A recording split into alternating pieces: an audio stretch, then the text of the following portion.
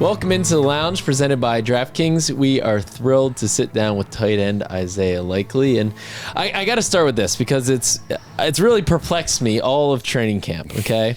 What's up with the black and gold cleats? Okay? Did they not offer them in a different color scheme? What's going on here? I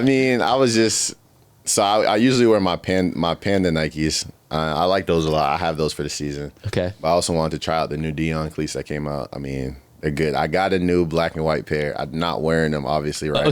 Okay. But when I first got them, I was like, nobody's going to start saying anything. And then L came out his first time. He's like, man, Zay got on some Steeler cleats. I was like, man, L, you're going to catch too many people's attention saying it. Stop saying it. But, I guess, every time I'm ready to go in and spray paint them, I get a little too tired after practice, and I'm like, man, maybe tomorrow. Well, you're having an awesome training camp, so it's working for you. So I think all can be forgiven. But once we get to the games, no Steelers streaks. I got the black. Okay, I got the black. Okay, that's going to be taken care of. All right, just get that out of the way. So yeah, I mean, you've just been a monster all of training camp. I mean, it feels like every day we're putting out another Isaiah Likely highlight. It's a one-handed catch or whatever it is.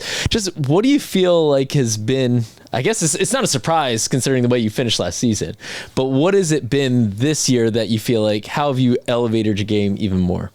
I say really just being comfortable right now, just in the moment of the offense. Mm-hmm. I mean, really just going out there, having fun every day, and really just, fine-tuning little things, whether it's in the pass game, connections with L, always talking to Mark, or even in the run game, seeing everything from Mark's point of view, Coach Gossie's point of view, and really just in tuning with the offense, and then really just going out there and just showing who I am. I mean, attacking every day at practice really is just my main motto going every day in training camp. Mm-hmm. I feel like I've seen your personality come out more, especially this year in camp. I think a lot of times when someone gets drafted and you're rookie, everyone's quiet as a rookie for the most part.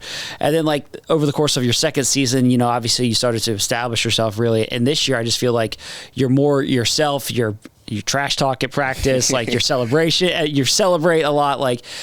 Have you kind of come into your own from a personality standpoint on this team? Yeah, I mean, I always talk trash from when I was a little kid. So always, especially when the competitive juices are flowing, whether I'm going against, Roe, Kyle, B. Steve, any of them. I mean, everybody sees me and Kyle go up every day. So I'm always going to That's the best Kyle. one. Yeah, so me and Kyle always got to go at it. But another one now is Roe, because he's always going to scream your name, whether, you juggle the pass or, you might have dropped it the play before. He's always going to yell your name and let you know about it. So whenever I have my moments against Roe, I always want to let him know about it. Yeah, and it just seems like you, I don't know is it confident? Do you feel more confident and that is allowing you to I guess become more brash out in the field? Yeah, I say for sure. I mean, just really just going into every day now, it's not really studying the offense. Now it's really just fine-tuning the little things that you already know in the offense and really just adding your own flavor, I guess.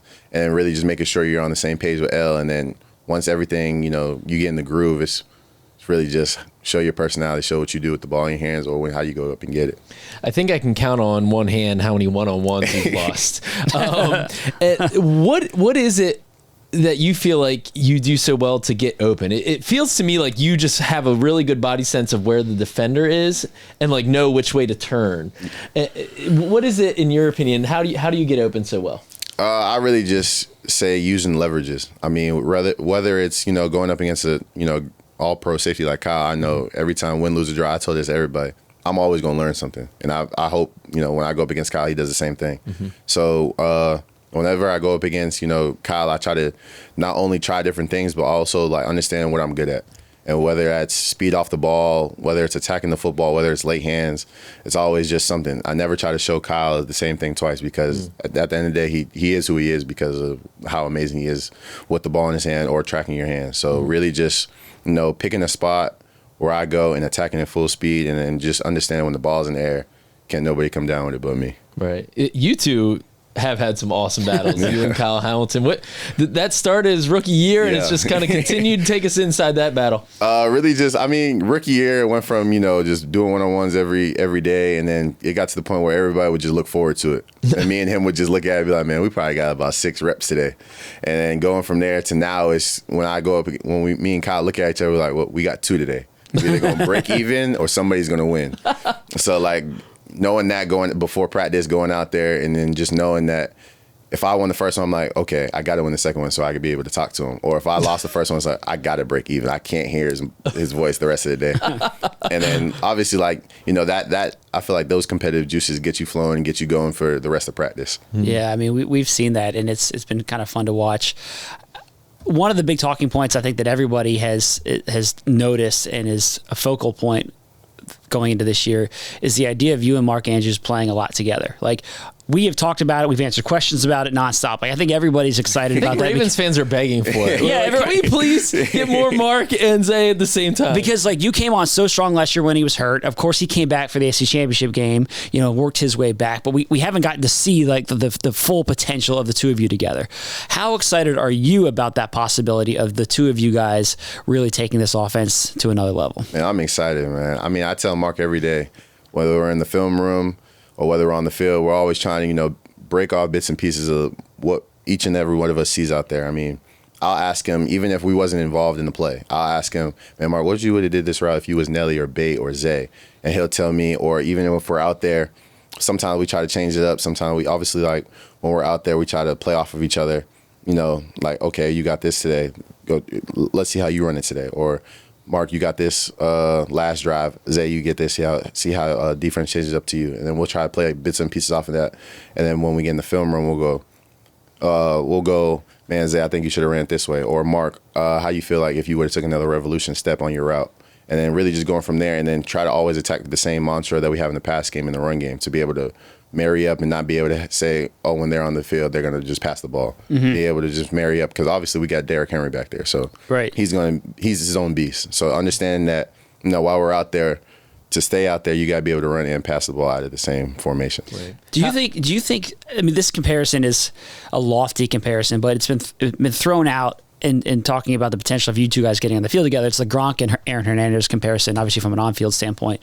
As a guy who grew up in Massachusetts, I'm sure you know that comparison quite well. Yeah. Again, you know, Gronk's one of the best tight ends ever, so we're talking about a lofty comparison there. But do you think the potential exists for, like, that type of dynamic in the way that you can stress defenses from a mismatch standpoint? For sure. I mean, and that comes to the point of not having really an identity of being able to figure out what player does what. And being able to go out there and be positionless, whether it's one of us goes out split wide playing X receiver that snap, or in line, or even in the slot, even going in the backfield. I mean, there's plays sometimes where you'll see me in the backfield, you'll see Mark split out wide, and it's like, okay, do we treat them as two tight ends, a receiver, a back? And that's where you want a defense to never know what can happen out of any formation. And I feel like that's what made Aaron Hernandez and Robert Gronkowski's little tandem unique and really excel when it came down to it. And I feel like that's what me and Mark can really excel and be able to go out there and show people, like, there's levels to what we're trying to put on tape. I know you've done a lot of studying of this playbook at every position. If you were to tell somebody this is the position I play in the NFL, what do you even say at this point? I just say chess piece. I mean, really? I just tell them, like, I'm somebody that you can line me up anywhere and I'm going to get the job done. I mean, I try to, you know, perfect my craft into being able to go anywhere on the field, run any route, be able to block, try to be able to block any type of player, whether it's in line, in the slot, out wide, and really just hone in and get the job done. I mean, now it gets to the point where everybody used to refer to me, quote unquote, when I came out of college as, oh, he's just a passing tight end. Right. I mean, and that comes to the point where, I was able to run good routes, I was able to get open, I used to only be able to get to the ball. Now it's getting to the point where people is like, okay, when you see Isaiah come in the game, you have to respect him as not only a pass catching, but being able to be able in the run game. Mm-hmm. Interesting. Are you basically the offensive version of Kyle Hamilton? Yeah, and I feel like that when people call Kyle the Swiss Army knife, I feel like, okay, yeah, I like that. Because on the offensive side, that's most likely what they look at me at. Chess piece. So it's CP instead of TE. Yeah, we got to talk. We got to talk to the PR stuff. Get that changed on the roster. I'm interested in your connection with Lamar, because it also seems like that has just grown and grown and grown. And, like, it's so often after a play that I just see you two gravitate towards each other. You're like magnets, attracted to each other, you know, and talking through the play. Take us through how that relationship has grown. I say, you know, it's been growing since my rookie year. I mean, like I tell everybody, he was one of the first vets that came up to talk to me when I got drafted. And it wasn't from a standpoint of, really just coaching me or critiquing me on something I did. It was like that big brother aspect. It was, I was in the locker room. He just hit me upside the head. I was like, "What's up, Rook?" And then I felt like that was just, a connection we made over time. And now, whether good or bad play, L's always going to critique me. And that's one thing, I embrace that he does every time because, you're always going to be at the highest of highs when you have a one-handed catch, when you get a touchdown. But L's always going to critique you on saying either lock in or you got more to give. And that's one thing I always ask L, whether it's a good or bad play, like, did you hold the ball a little longer? Was I too fast in my route, even if the ball got there? Or stuff that I can help him out, whether it's, a coverage that I'm not supposed to get the ball in. Can I help you any way that I can if pressure happens? And then stuff like that. And then not only on the field, it's off the field. I mean, the connection we build off the field, whether it's playing the game, trash talking in the locker room, competing against each other, I felt like that, brought our connection on the field to new heights. Right. I noticed actually in practice yesterday, you and him talking a lot, and it seemed almost like, you were working behind the play at a certain point because you were doing some extra reps, and like you guys are going at it a little bit. I think part of it was playful, but it seemed like you were kind of challenging each other. Yeah. Like, take me into that conversation and what you guys were focusing on. Well, so when new plays go in different periods, not everybody can get reps. So I try to pride myself in to knowing that, okay, I might not got the reps here on the field, but I want to make sure I get the reps off the field. And then sometimes, like, I'll, just chime in on L, trying to make it a little hard for him, talk to him while the play is going on, to try to get in his mind, acting like the crowd to make sure, like, he's staying locked in. And, like, he's always telling me if the ball goes there, man, Zay, I know when you're in here that you better catch it just like this, and stuff like that, making sure like he's just, playing back off me, and that's just, stuff that we do. I mean, it was a fun dynamic between the two of you, and like it caught my eye because, I mean, to be honest, you don't often see like the ones getting extra reps off to the side as practice is going on, but like you guys were focused on getting that extra time together to build that chemistry. Yeah. How has Mark Andrews made you a better player?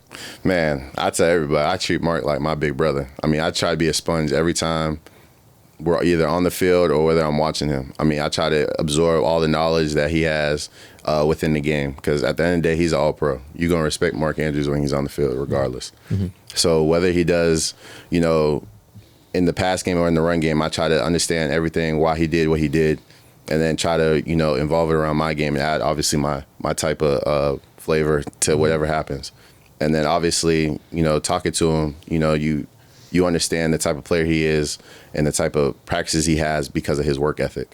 And I say that's the one thing I could say. Mark brings it to practice every day. Whether he has a good play, bad play, he going to attack the next rep 100%. Right. And that's something I always. He's so intense that like he like scares me sometimes. I'm like I don't even want to approach Mark because he's on a different level. Yeah. Is he like that with you? Like, do you ever feel that around Mark? I say, like, obviously I get the energy that when he's locked in or when he's he's in go mode, I'll be like, okay, Mark's in go mode. But he always, I try to tell everybody, like, I'm always going to be the one to talk to him. Like, whether he's having, a good day or a bad day, I'm always going to be the one to either chime in or pick him up. Yeah. And I feel like that's just, the dynamic or, the type of connection that I want to have with him. Because at the end of the day, I see him as my vet. Like, I see Mark as, somebody that, I came in the league just watching and, trying to understand, pick up the game after him. And to now, it's like, wow, I get to play alongside you, grow from you. And then it's really just, adding everything that you do to my game. And now it's watching him and then watching the energy he brings to practice. It's like, okay, if Mark's on go mode, let's be on go mode. For you this year, I really feel like, it's challenging because Mark is in the same room as you, right? And like the number of plays that you can both be on the field, we hope it's a lot, but that's limited, right? Is there still the sense for you and the goal of like, hey, I'm going to become a household name this year? Like, I'm going to get enough of an opportunity that I can do that. For sure. I mean, to each his own. I mean, I try to make the most out of every play I'm out there. I mean, whether it's I get a 2-yard catch, I try to score. Whether it's in the run game, I try to bury somebody. So it's really just, when it's all said and done, when the game's over, I want a team to also say, man, 89, 22, 8, 7, 4, 15. But man, that boy 80 was out there hooping too. That's always the mindset I'm gonna have going into every game this year. Yeah. What do you want the narrative around your season to be when we're looking back on it at the end of the year? The narrative. I ain't thought about that one.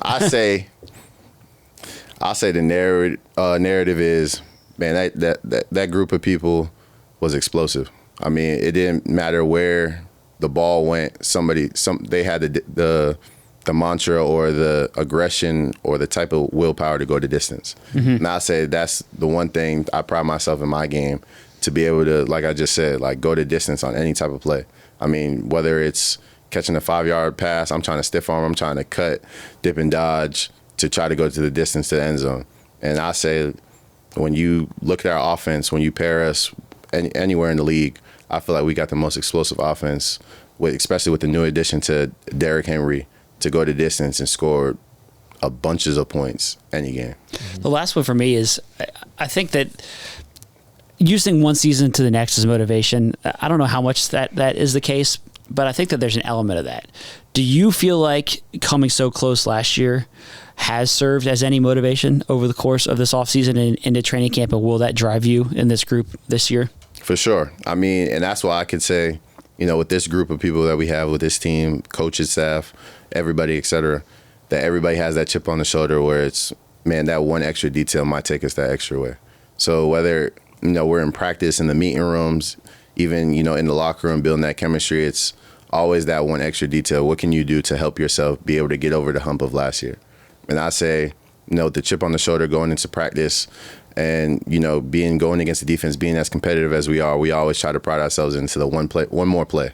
I mean, whether you're out there, whether you're tired, hot day, cold day, well, training camp now, it's only hot days. It's only hot. And like I tell everybody now, I don't even know what day it is. I just know I got practice and I'm going to give it my all.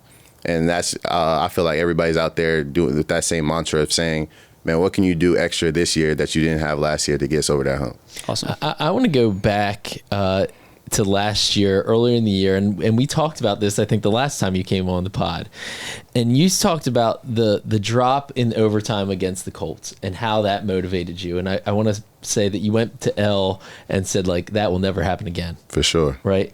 How much was that play... Just looking back, you've done so much since then and grown so much and become this baller that I think everybody's like, this dude's going to have a big year, right? How much did that play was that a turning point for you in your career? Man, I mean, that was probably like one of those, like, come on, Zay, lock in. Like, that was one of those moments. Mm-hmm. And that was one of those, like, feelings that was like, man, I don't never want to feel like this again. Mm-hmm. So, like, I honed in on everything, like, whether it was the minor details, just always looking the ball in, to even when you're in the groove, like, everybody says, like, you get a superpower when you're catching the ball in the game where it's like you got five targets for 5 catches, or you're six targets for 6 catches. Like, you get in the groove where it's like you can catch everything.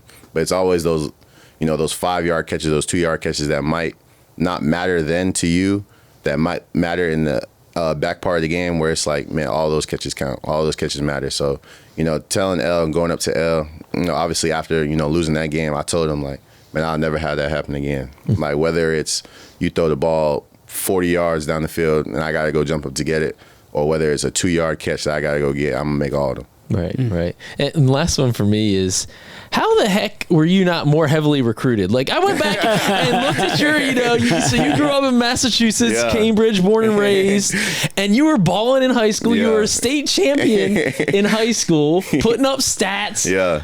What happened? Like, how did everybody miss this? I don't know. I mean, I had a lot of, like, schools try to tell me, like, to post-grad and do everything, but I felt like I was ready for college now. And I'll never forget, I had Nick Jones, a tight end coach that used to be at Coastal. He recruited me. And he told me, like, look, you come here, we're going to treat you like a tight end hybrid, and we're going to put the ball in your hands and see what you can do. And I was like, man, I love the sound of that.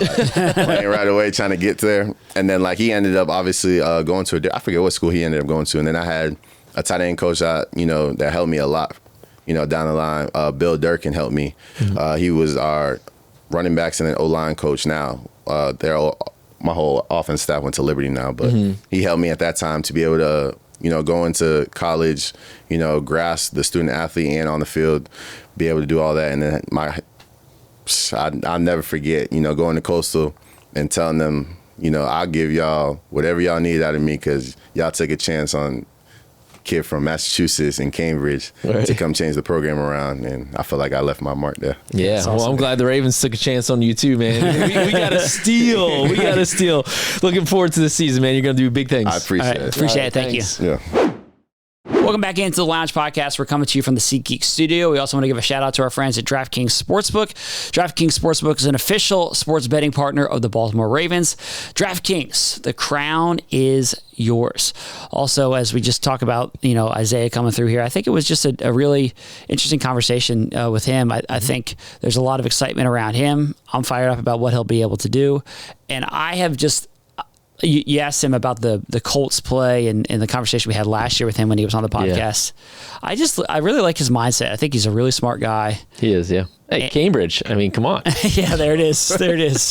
But I think he's just a smart guy who I like his approach to the game. I like the way that he plays with confidence and energy. And he's been one of the best players on the field for the Ravens this summer.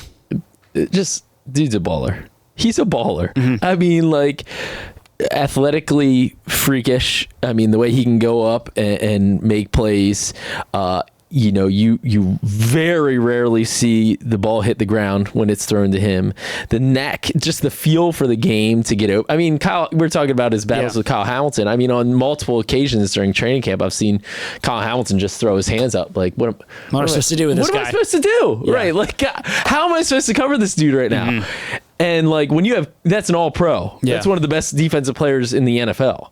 And when he's got his hands full with Isaiah Likely, that tells you something. I just think the biggest question is how can the Ravens use him to get him enough opportunities that I think he should get, right? And there's a lot of mouths to feed, right? I mean, Derrick Henry, like you said, Mark Andrews, obviously, Zay Flowers, Rashad Bateman, the list goes on. So it's a challenge, but golly, like the more that you watch Isaiah Likely practice, the more you just say, like, I hope this guy is getting in the top 3 of targets on this team. Yeah, well, when he talks about being a chess piece, I think that's a really good way of looking at it and he certainly knows this. Like, the key for the Ravens to be able to get both him and Mark Andrews on the field together is that you can't be giving things away by doing that. You can't say, all right, when Isaiah Likely comes on the field, it's a pass play. Right. You need to have the ability to create mismatches, you have to still be able to run the ball with both those guys on the field. You got to be able to run the ball. You got to be able to keep the defense off balance. Yep. And the way you can move him all over the place at receiver, I mean, even in the backfield at times, of course, in line as a blocker or as a receiver coming off the line. All those different variations are really important in order for the Ravens to use the double tight end option. Well, the Ravens used a lot of 3 wide receiver looks last year. I think that there's a very good chance that one of those receivers is just replaced by a tight end this season. Yeah. And that Mark Andrews and Isaiah Likely will both play a lot of slot wide receiver. Yeah, I think it'll be interesting if they do that. Who's in line, who's in slot, all that stuff. Like, do you still need the blocking help in line on those plays? Right. That's the question. Right. And so what do you do? I think that all that nuance there, like that's what Todd Monken and his offensive coaching staff has really, I think, been working on throughout the offseason, but that's also been a focus in training camp. But overall, I agree with the premise wholeheartedly that, like, you need to get him on the field. You need to get him the ball. And I think that Isaiah Likely is one of the best offensive weapons that the Ravens have. Yeah. And finding ways to get him on the field is going to be really important. Well, and you talk about the connection with Lamar Jackson. Yeah. We've talked about that endlessly between Mark and Lamar and just the feel that they have for each other on extended plays, on, the trust that Lamar has in him in contested catches, jump ball situations. I'm going to just float it up there and trust my guy to come down with it. You see that now with Isaiah Likely. Yeah. And their chemistry is very reminiscent of what he and Mark have. And I think that goes a long way too. Yeah. The chess piece thing, I just think is really interesting. I just keep going back to that, the way that he views himself as somebody who can be moved all over the offense and be like Mark is, awesome. And I will say, like, as I think Isaiah Likely's great, I do think that some people have forgotten how good Mark Andrews is, you know, yeah, and sure. just because he missed a lot of time last year. And I think Mark is eager to prove people like, yeah, don't forget about me in this mix too. And I think that mindset in that room is good and healthy, and that competition is great. Yep. But I'm excited to see how the Ravens use these guys. You know, like as we're looking at it here in mid-August, you know, eventually we're going to do our full predictions podcast. Ooh. But like Breakout player Isaiah Likely, does he count as a breakout player? he's on the verge there. Okay, but if he hasn't already broken out, then I think that he's an easy pick for both of us to say breakout player. But you're always finicky on this. I know so you better come down on one side. But I think like as you're laying out like the target share, I think that he's probably top 3, you know, and on this team. Yeah. You know it's not a bad play? Fantasy football, you draft Mark and Isaiah. One is the flex. There you go. I love it. All right. That's an interesting idea right there. So yeah, I'm excited about him, and I think that he's going to be a monster this year. So as always, you can email us at thelounge@ravens.nfl.net. Also, before I go, I want to make sure that everyone goes back. If you got not in the habit of this, whenever we drop a new episode of Wired, go back and watch that. You know, we did one a couple weeks ago, just a really cool look at this team. And we've got another one right on the horizon that we're going to be working on. So these episodes of Wired are things that you do not want to miss. So go check out the one from last week if you haven't done so already. So as always, thank you so much for watching and for listening, and we will talk with you again soon.